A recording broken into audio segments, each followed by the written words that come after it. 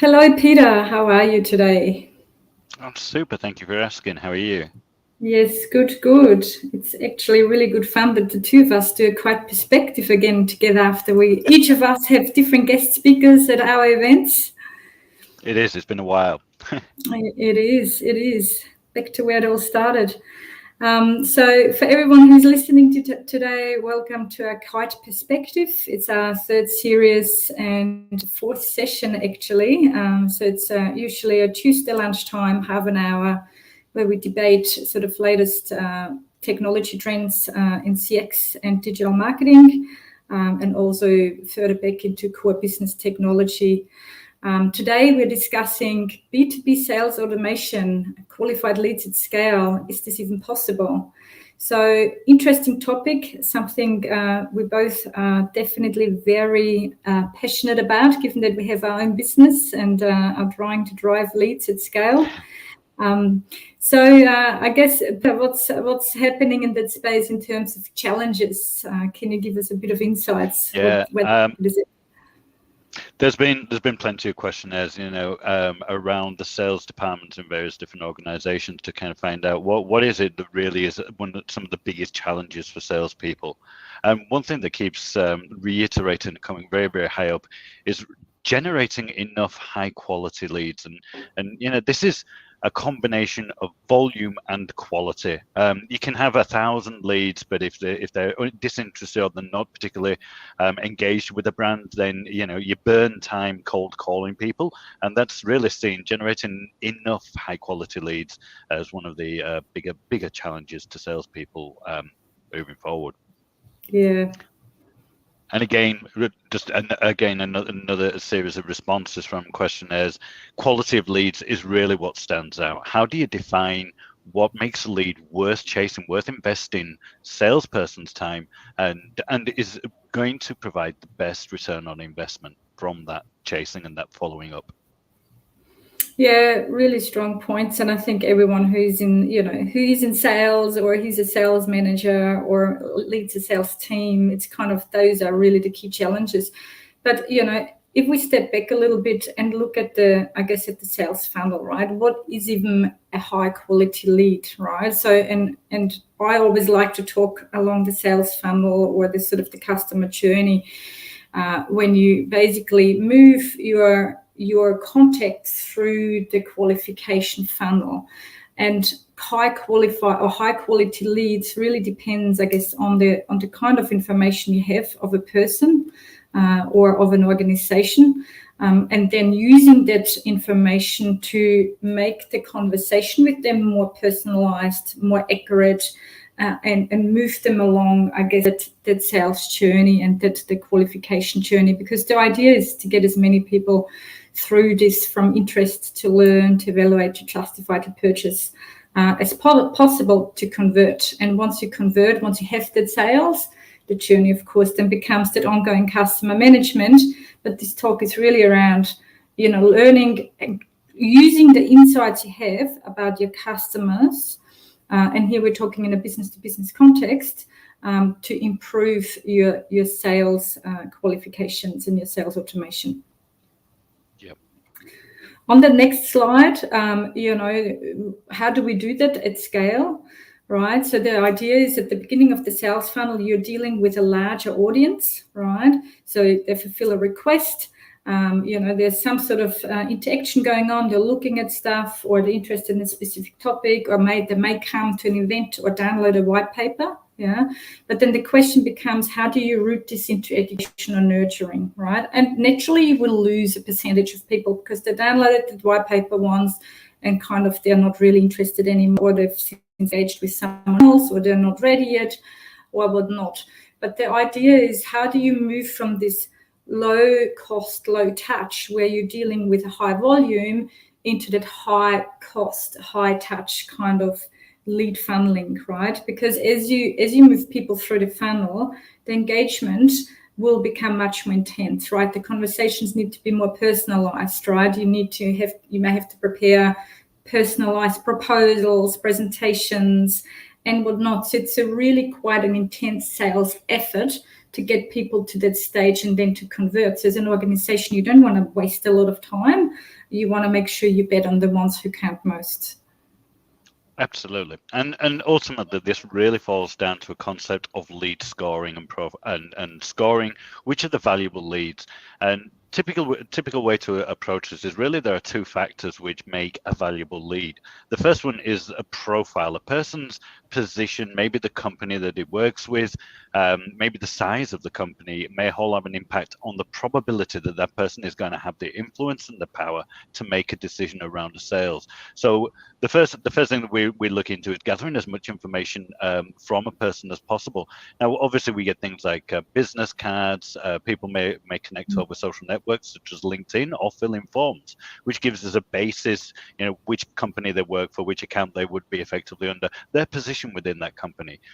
Within platforms, marketing platforms in particular, we can also apply progressive profiling to keep expanding on the profile information and thus understand, is this person the ideal fit? Is this the typical purchaser of your goods?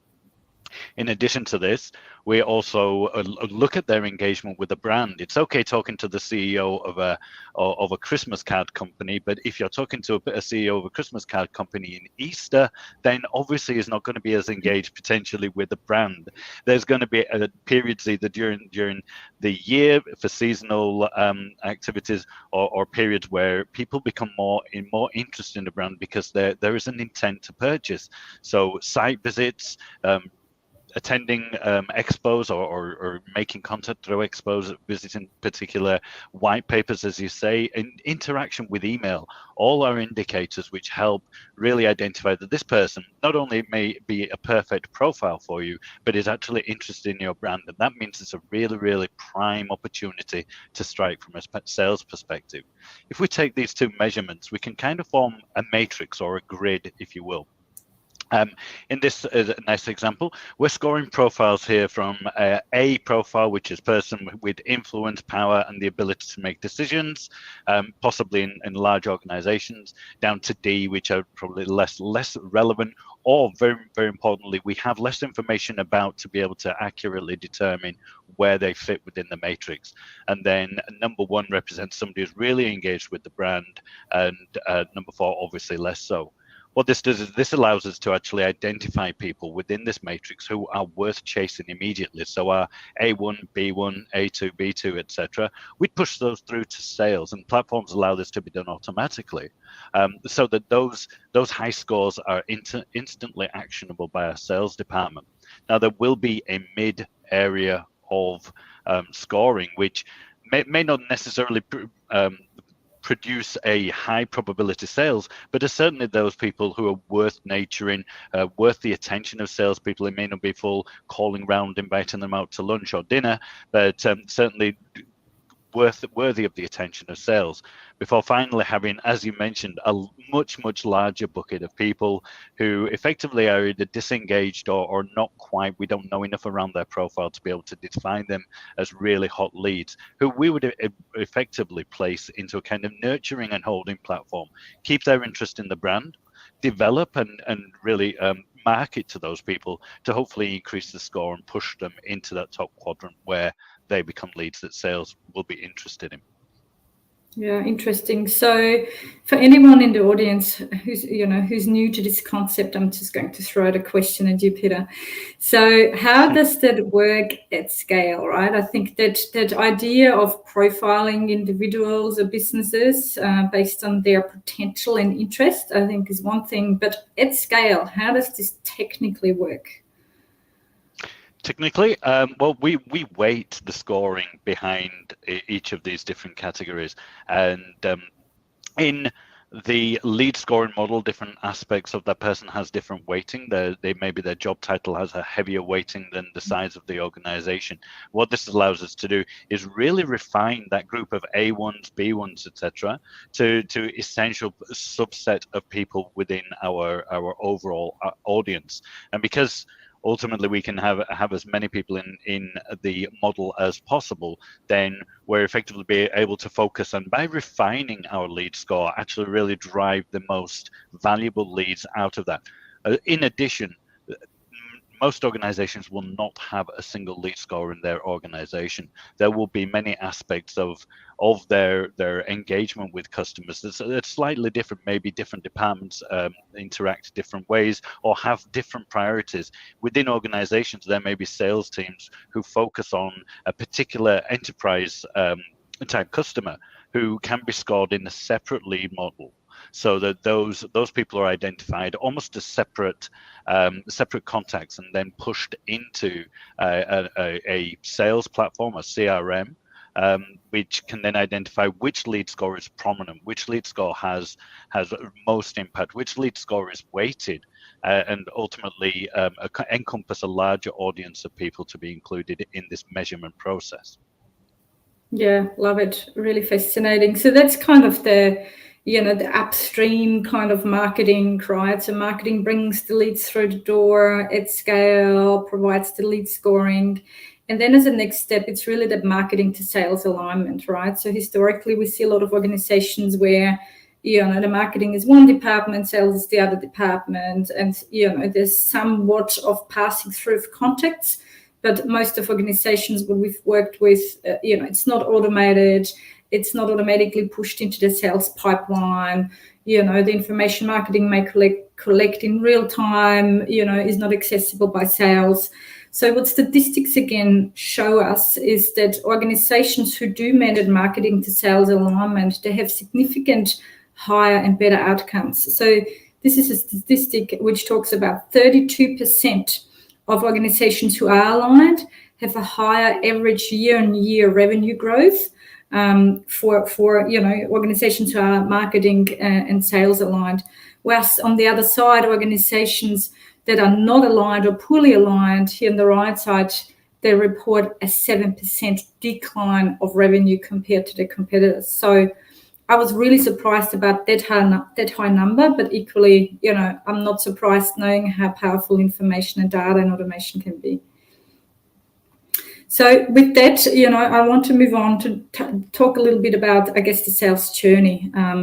Everyone historically, and we kicked off with the sales funnel and it's all linear, but we all know linear customer journeys are really a blast from the past that don't really exist anymore, because a lot of the engagements, they're quite all over the shop, chaotic, and at best, they're predictably unpredictable. So the question is, as organizations, how do we tap into those various interaction points, various channels, different contact pieces an organization is interested in?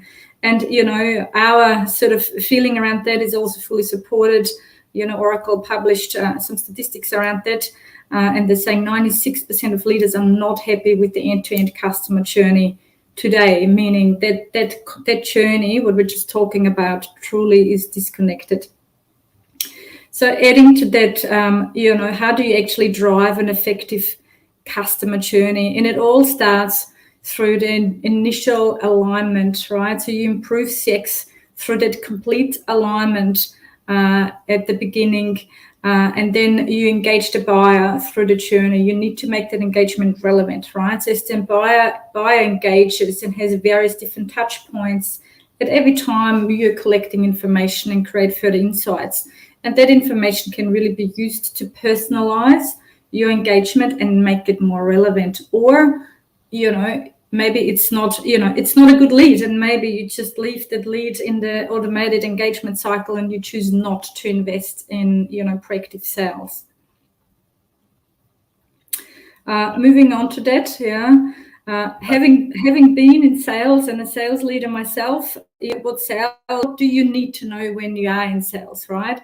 So things like, who should I call, right? Every morning, if you start your list of people you need to call, whom do you put on there, right? Is it the gut feeling, if someone you went out for a drink last week, or is it someone your sales system actually recommends to you and say, based on the interactions on your social media handles, on your website, event and marketing activities, you should call those 10 people. When shall I call? Is between 9 and 5 a good idea, or is the person between 9 and 5 so snowed under that maybe at 5:30 in the evening may be a better idea, or at 8:30 in the morning when they're commuting? why are they interested in working or not working, but why are they interested in our brand? Because at that stage, I'm not even sure yet what they're after. Yeah. So if I actually pick up that phone call or sent a personalized email, what's the key message which actually gets their attention? Yeah. And then, of course, I don't want to start from scratch. I want to use tools and, already recommended wording, which I can sort of plug in. And I also want to be able to have alerts, automated alerts, right? To use them as bait and provide transparencies. And all of that only works really if marketing and sales work really, really closely together. Absolutely, and that is the real power behind sales automation, is ultimately linking platforms that provide the context and provide as well as what audience is there, but actually provides the salespeople with the tools to actually be able to kind of take advantage of that. And so connecting the two together, I mean, the platforms allow, excuse me, allow this information to be shared, and the information isn't just shared as this is the person to contact. There's a lot of contextual information that's shared between platforms when leads are pushed through from a marketing platform nowadays into a sales CRM. One of the things that is prominent is real-time lead scoring. So intelligence behind lead scoring that allows the information on the evolution of leads and the scoring of those leads to be shared between the platforms, providing salespeople with a fully contextual picture of exactly how a person is interacting with the brand at one point in time. The integrations between marketing and sales also allow people to engage with the digital assets available through pre-branded digital assets. There's no starting from scratch with the integrations. The tools are provided for the marketer to understand who they're talking to, how that person is engaged, and give them the tools to actually be able to communicate with those people and really drive and get feedback from how successful they are with things such as closed loop reporting. I know we'll talk about that in a little bit, but be able to see how the scoring models and the engagement information being provided by the platforms is actually impacting their work, giving them insight into the work that they're doing, return on investment and performance scoring, certainly by showing how the successful leads are being actually managed and converted through the funnel. Yeah, super powerful. Cool. One thing, obviously, we mentioned lead scoring, and we've spoken about lead scoring already, and kind of how that matrix works. People will change their lead score as they interact with brands. This is something that is effectively ongoing. And as we analyze lead score models and review and change lead score models, we get an understanding which are the most successful. But once a marketing platform that's capturing lead score is pushing through within the platform itself, it will be driving those lead scores in pretty much real time. So rather than following, we have false positives here. Rather than following leads which are less probability to convert, less relevant, then salespeople keep a view on which are the leads which are generated, which are the leads that are the high scoring and worth their time investing in. These lead scoring models, as I say, can be incredibly complex. There can be multiple lead scoring models running together, giving a rep incredible insight into the audience that they're looking at. They're getting in real life intelligence on the people interacting with brand. And as I mentioned earlier on, that progressive profiling actually helps them identify and contextualize who the people are that they're talking to. And through the integrations, these lead scores, like I say, it's practically a real-time dashboard where you can see people moving through the models and generating new leads. What about things like a continuous lead flow? Well, that's really part and parcel of the platform integration. It's not really about taking a snapshot of what leads I have today. During the course of the day or during the course of the week, as people develop through those intelligent lead scoring, they'll be passed into a platform along, like I say, with a summary of who they are, their recent behavior. The Oracle platforms themselves have integrators such as Profile and Engage, which provide additional real-time background or contextual information around individual leads as well. The lead scoring mechanism, that profile information, assigns things like accounts, leads, opportunities. It really informs the salesperson where that person fits in the hierarchy of their engagement, allows them to again contextualize who that person is and really be able to open a conversation which is relevant and which people are already open to, because we already know their engagement status, we already know their profile. It really keeps salespeople across all new activity by having a continuous lead flow, by constantly updating and connecting platforms together to update the lead scoring information. That contextual and profile information really means that the salespeople themselves are on top of what's changing within their audience, and they're really kept up to date with new activities and new prospects. And those prospects are always shifting. Somebody today may be a B1 with a probability of maybe 40% of converting, but through some action today or tomorrow morning, all of a sudden they start popping up on the salesperson list as an A1, because they've exhibited the behavior. We've picked it up immediately. And we all know, especially with the chaotic buyer's journey that we have, those windows of opportunities can sometimes be very, very small. So having platforms talking to each other and updating this flow means that you can take advantage of those small windows of opportunity very easily. Yeah, which I'm sure is also is like the completing the digital footprint, correct? Is like where you track behaviors across, website views, form submissions, emails, and whatnot, correct? Absolutely, it's all feeding in to that engagement, allowing the salespeople to actually kind of view somebody's real involvement with an organization. The other advantage, of course, I touched earlier on, is by combining platforms, particularly a marketing platform and CRM, we can take advantage of some of the functionality of the marketing platform within the sales role itself. So things like personalization of emails and standard templates, which are on brand, marketing facilities, SMS, are all available from within the sales platform because of that linkage, which provides the salesperson practically with a marketing toolkit.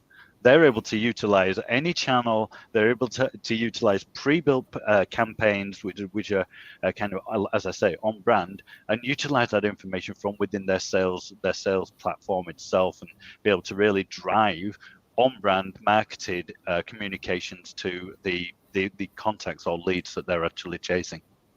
I think this is really powerful because no one really likes being sort of the mass emails kind of. But if you get something personal from your sales rep or the person you've been already engaging with, you met at an event, I think that makes it so much more interesting, personal, engaging, and probably the uptake is much higher as well. And here we are, the complete digital footprint. We kind of mentioned it already. Yeah, I mean, the people interact with brands in so many different ways. Website visits, white papers, and again, going back to the intelligent scoring, that intelligent lead scoring, those interactions really do have different values. If somebody visits a website 5 or 6 times, then they're obviously more weighted to be a potential prospect. Similarly, if they're downloading white papers about products, those are things that you really want to have that represented in your sales platform immediately on hand, effectively, to your salespeople, so that they can look at the interactions. They can get really granular on even which pages, which campaigns has somebody engaged with. That may identify which products they're actually engaged with, and help formulate that discussion and move forward with that sales discussion. And platforms themselves come with a whole heap of machine learning. I think we'll talk about that a little later on. But within the sales automation platform, you've also got the ability to set notifications. So as people shift, may change, as they become prospects with a higher probability, for example, you can be informed. You don't necessarily have to be constantly sat at your laptop looking in the CRM.